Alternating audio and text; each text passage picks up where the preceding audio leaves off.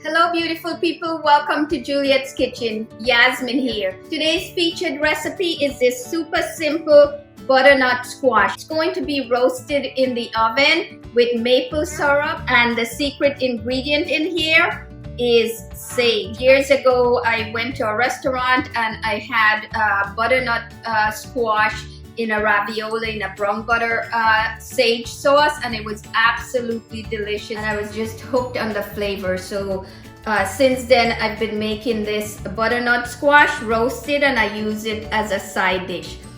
So the first thing to get started is you want to get the oven going. At least my oven has to be preheated, so I'm going to be roasting it at 400-degree temperature today.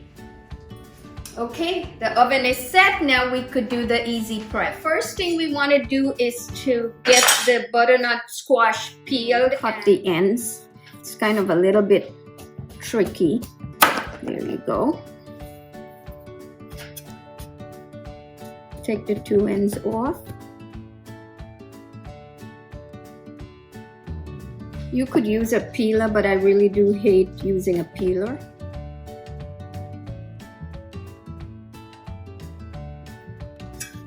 Then you just cut.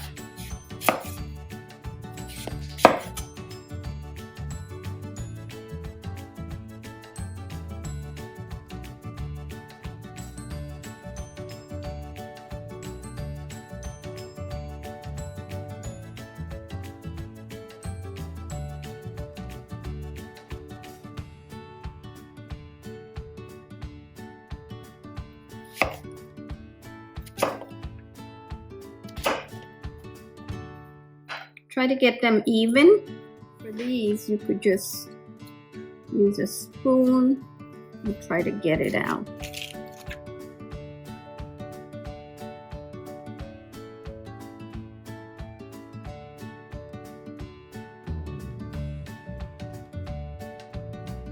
And then you need a sheet pan that's lined with silicone.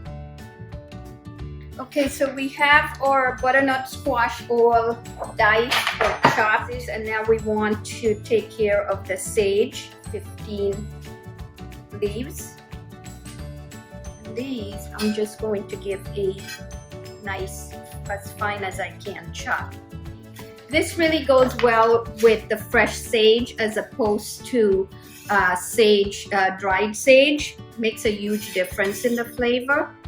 Or you could certainly try substituting. So I would say this is about a tablespoon once it's all done and chopped. A tablespoon of crushed garlic, salt. I love black pepper, fresh ground black pepper. Maple syrup. This is 2 tablespoons, and I'm using an organic maple syrup, but you could use whatever type you have handy. I'm using olive oil. You could certainly, for a richer flavor, use melted butter, but I go a little bit healthier by using 2 tablespoons of olive oil. You want enough oil on the butternut squash so that it really coats it well, and you just mix it. And then you really just want to make sure that it's layered in one layer. Okay, so this is ready to go into the oven. Wow, look at this, and it smells amazing. Okay guys, this looks so beautiful. If you touch it, if the fork goes right through, just the way you want it. And then you could serve this with any main dish that you like. Nice hint of maple syrup. Very, very flavorful. I hope you'll enjoy this recipe as much as we do around here. To get the details to this recipe, mouse on over to my food blog at julietkitchen.com.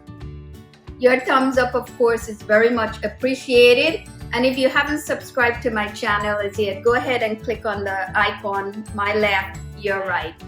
Until next time, happy cooking.